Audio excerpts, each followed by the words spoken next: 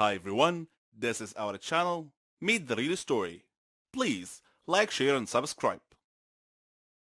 I adore detective adventures and solving puzzles that others can't. I'm crazy about this. I love challenges and mysteries. I'm Ramon, but my father's nickname for me is Megamind. I'm 14 years old, and I'm typically ranked number one in my class every year. I have become famous for solving riddles. Many comers have tried to unseat me, but all have failed. I love to examine minute details. But let me get on with telling you my story. One hot summer, we had just finished our exams at school and were going on summer break. So I organized a trip to the beach with my friends. Beach weather is amazing. Clear skies, cool ocean breezes, sand, and sun. Just amazing. One day, before my beach trip, my mother handed me a letter from my grandmother. I was surprised and thought it was a little weird because Granny owned a hotel in the surrounding area nearby. It had wonderful views all around it. I had opened the letter, which read, "Dear Ramon, how are you? I hope you're enjoying your summer break. Would you mind spending a couple of days with me? I have a serious matter that I would like to discuss with you. Granny." Initially, I thought that it was probably some silly matter, but then my inner voice told me that it might be important. I was conflicted between going on my beach trip or visiting my granny. I decided to visit Granny first. She was family after all, so off I went. Though my grandmother lived in a beautiful area, the closer I got to the hotel, the more my inner voice was nagging me. When I arrived at the hotel, Granny was waiting for me. She smiled and hugged me. I had missed her so much. She had company. Raul, her maintenance man, and Malika, her housekeeper and assistant. There weren't any guests in the hotel at the time, and I asked her why. Her face changed, and she said that was what she wanted to speak to me about.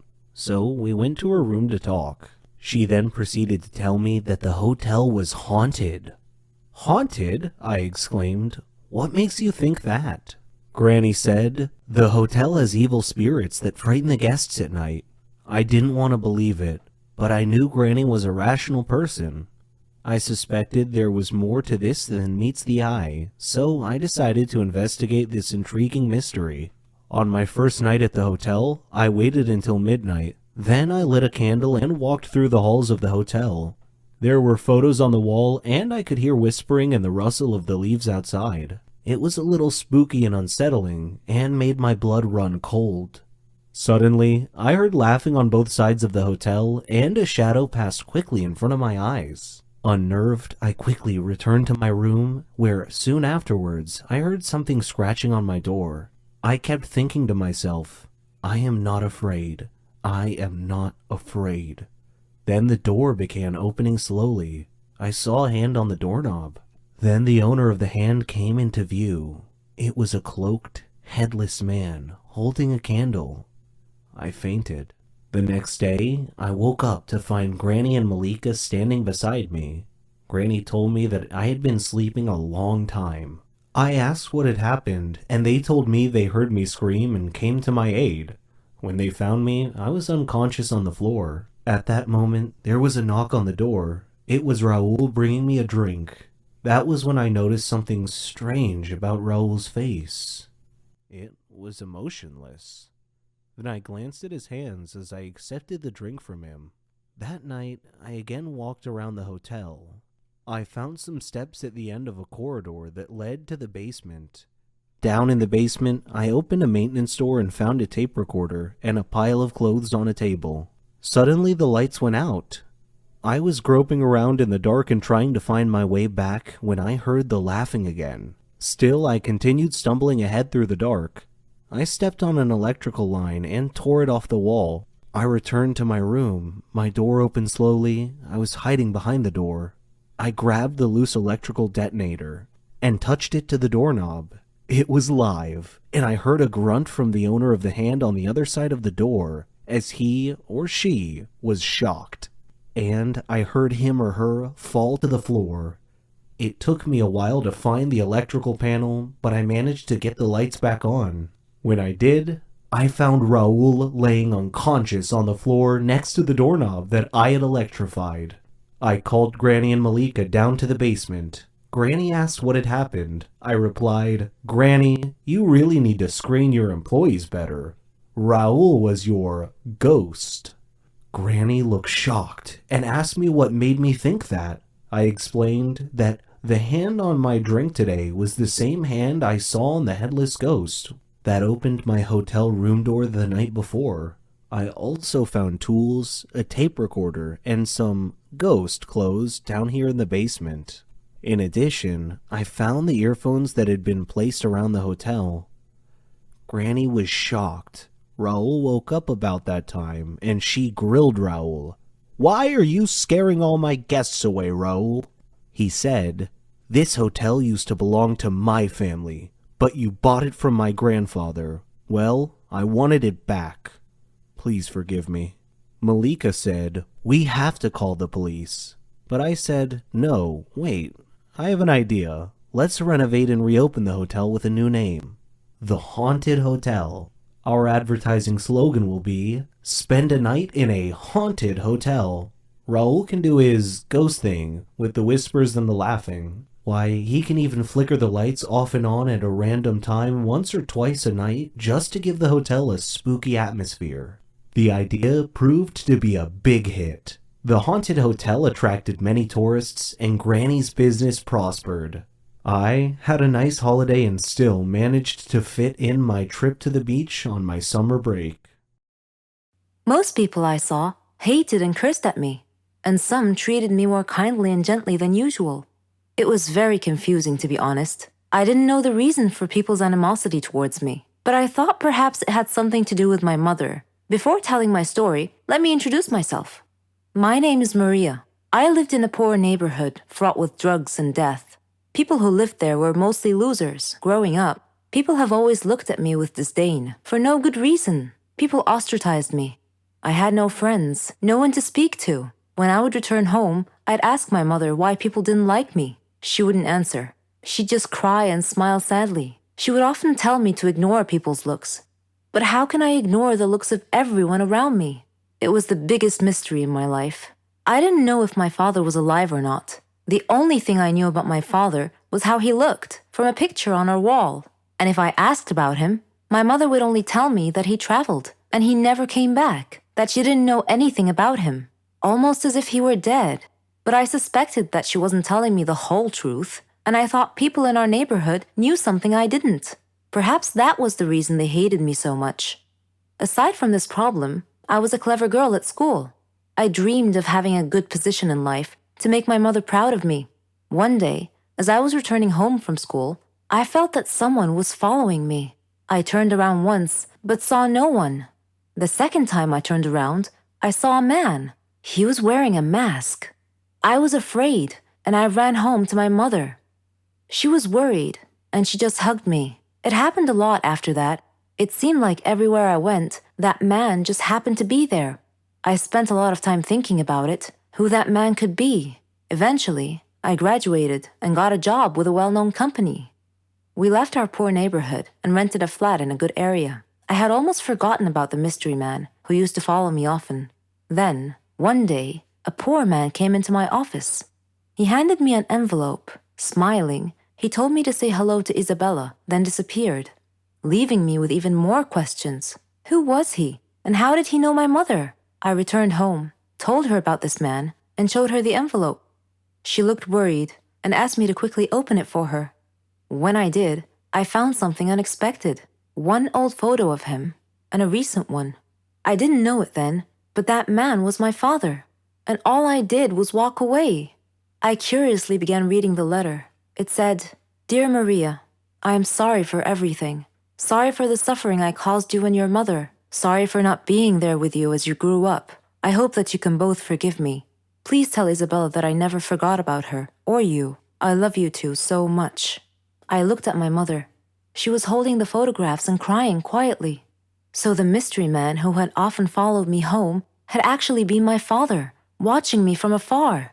I asked my mother, "Why did you hide the truth from me? Why didn't you tell me where my father was all these years?" She replied, I was afraid to shock you with the news that your father was in prison for killing someone. And I gasped, killing someone? Hi, I'm Gamila. Have you ever experienced a life problem? I know everyone has their own problems, but imagine you had to hide something all your life. Do you know what it feels like? If not, let me tell you. My name is Gamila. It means beautiful in Arabic, and I really am beautiful, or so I've been told. But I have a problem. I always wear a glove on my left hand, anywhere I go, because I'm too embarrassed to show it to anyone. This has become my life problem. You see, I've had 7 fingers on my left hand since birth. My family couldn't afford a surgery to remove these extra 2 fingers. It would have cost a lot of money, and I would have had to travel abroad because we didn't have clever doctors or good hospitals in my area. So I've been wearing a glove on my left hand since I was young as a temporary solution for this problem. People always ask me about the glove, but I never answer. I just say that my fingers get cold. You would see me in the summer wearing a short, sleeveless blouse and a glove on my left hand. There were a lot of things I had to give up because of my hand. Once I wanted to play gymnastics. My mom was okay with it, so I went to many places to train, but they all refused to accept me because of my 7-fingered hand, which they considered to be a problem. At school, my classmates would laugh and ridicule me a lot, so I never had a lot of friends, just a few. I got into the college of my dreams. I thought that people might stop this bullying, so I considered taking off the glove. But I was afraid, because I was going to join a new society, so I didn't. I went with the glove instead. I was surprised at the amount of bullying at college, more than I had ever seen. It was a good thing that I decided to wear my glove. There were a lot of bullies there. Then, something happened. It became a turning point in my life. One time, while I was standing and speaking with my friends, one of them suddenly pulled off my glove. This glove was old and wasn't very tight on my hand. I had been intending to buy a new one after school, but they all discovered my secret. Some were astonished, while others started making fun of me and bullying me. I stopped going to university for a whole week. People blamed me for something that wasn't my fault, but that was the story of my life. If I hid away now, I'd be in this mess forever. So I decided never to wear that glove again. I decided to face my fears. I am beautiful enough to live a good life. I decided to ignore all the bullies and take care of myself. I went to my college. I didn't care about people's opinions. I focused on my studies, had great success, and proved to myself and to others that I was not disabled. The disabled can't think or succeed. Later, when I was attending a lecture by a famous doctor, he noticed my hand and offered to operate on it and make it look normal. This surgery would be the first of its kind in my country, and I accepted. When I saw my hand after the surgery, I couldn't believe myself. Bullying can ruin people's lives, but as they say, no one can make you feel inferior without your consent. I don't really like Indian movies because the actors are always overreacting, and the movies are not logical at all. But this is just my personal opinion. However, I've discovered that there are stories stranger than Indian movies. Let me give you a real-life example. I'll tell you a story about a young woman named Samantha. Samantha was a beautiful girl with blonde hair and green eyes. She lived with her grandmother after her parents died in a horrible car accident. The whole country read about it. She had many friends, and all the neighbors liked her. They considered her the most beautiful girl in town. Many had proposed to her, but she didn't care much for them. One day, Samantha was walking alone down the street after visiting one of her friends. Suddenly, she had an eerie feeling that someone was following her. She began running and crying for help. Her follower began running and stopped her. He was an ugly man, pointing a knife in her direction. He asked her to hand over her purse. She threw it at him and made a run for it. The man said wait and made to stop her, but another man appeared out of nowhere and punched the thief, who fell unconscious. The brave and good Samaritan picked up Samantha's purse and handed it to her. He was very handsome, with green eyes, soft hair, and an amazing smile. He escorted her back home, and she felt that he was her knight in shining armor. She went inside and hugged her grandmother tight, who was a little surprised but smiled. Samantha was so happy that she gently pulled her grandmother to her feet and they whirled around and danced playfully. The very next day, she was surprised when she answered the doorbell. Steve, the tall, handsome man, was standing there, holding flowers. He proposed to her, and she said yes. Thus began their love story. Then one day, Samantha was standing in the kitchen preparing dinner. Steve and her grandmother were out, but they were supposed to be back soon. Samantha had everything ready, and she set the table. The house door opened, and Steve walked in. Samantha went to greet him, but she felt dizzy and fainted. Steve quickly took her to the hospital. The doctor congratulated Steve, saying that he was going to be a father. Steve was ecstatic, but Samantha was not. Instead, she was shocked and nervous. She said that she was too young to have kids, that she wasn't ready to be a mother. Steve was taken aback and said, "But why? Don't you want him?" Things were different from that point on. Samantha tried to get an abortion several times, but Steve was always stopping her. She couldn't accept it. She blamed Steve, but Steve couldn't understand her. In her 7th month of pregnancy, Samantha was with her grandmother at the supermarket when she saw a small boy run onto the road. Fearing he might get run over by a car, Samantha quickly pulled the boy off the road to safety. The boy's mother saw what happened and thanked Samantha, feeling so grateful and relieved. Samantha was crying at the moment and replied, "No need to thank me. I'm going to be a mother like you soon." For the first time, she was beginning to feel real affection for the baby. "Forgive me," she silently thought to herself. She tried to contact Steve many times to tell him that she had finally accepted. She was ready to become a mother, but he never responded. Finally, the day had come. Samantha went to the hospital to give birth. After the surgery, she was very tired. Nevertheless, when she woke up, she immediately asked for the baby. Her grandmother handed her the child. It was a daughter, and she was so beautiful. The nurse tried to take the baby out of her arms, but Samantha refused, wanting to hold her for as long as she could. The next day, Samantha heard a big commotion, and she had a feeling of dread that something bad had just happened. It was confirmed when she saw her grandmother's face. She asked what had happened, and her grandmother told her that a child was missing and had apparently been kidnapped.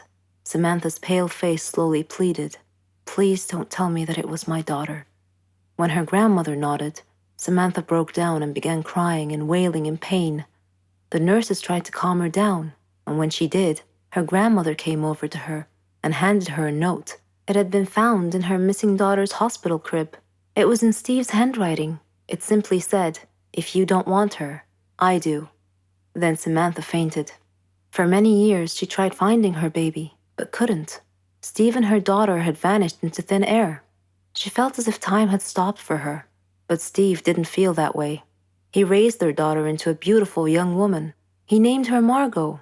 Whenever Margot asked about her mother, Steve would always tell her that her mother was dead, but he often told her stories about her mother and how much he had loved her. Margot's intuition, however, told her that her father wasn't being completely honest with her and that he was hiding some big dark secret. One day, Steve fell ill unexpectedly. He called Margot to him and told her that he was very sick and felt that he was going to die soon. He said that he wanted to reveal a secret that he had long kept from her, that her mother was actually alive, and that her name was Samantha. He told her that he had kidnapped her from the hospital at birth because her mother did not want a child. He regretted it and asked Margot to forgive him. He gave her Samantha's address, and soon after, he died. After his death, Margot decided to go looking for her mother. I am Margot, and I am now standing at my mother's address. At her front door, I cannot predict my mother's reaction when she answers the door and I introduce myself as her daughter, but I'm going to hug her and tell her that I've missed her for so long.